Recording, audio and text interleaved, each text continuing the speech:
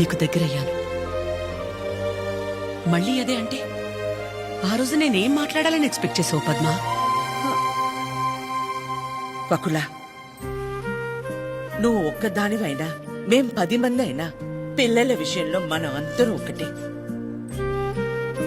చిరు అనుకుంటే ఎంతసేపు మా అందరినీ కాదని ఎవరో ఒకరిని పెళ్లి చేసుకోవడం, ఆద్య అనుకుంటే ఎంతసేపు. కానీ మా అమ్మ 100% కరెక్ట్. తన తర్వాతే నాకు ఎవరైనా అని చిరుని మర్చిపో అంది. వాళ్ళకంటే ఎక్కువగా వాళ్ళు మనమే ముఖ్యం అనుకున్నారు. ఇలాంటి పిల్లలు దొరకడం మన అదృష్టం. వాళ్ళు కలిసి ఉంటే హ్యాపీగా ఉంటారని వాడిని పంపించామే తప్ప నిన్ను బాధ పెట్టాలనో మోసం చేయాలనో కాదు. నేను మాత్రం ఆలోచించినా ఎక్కడ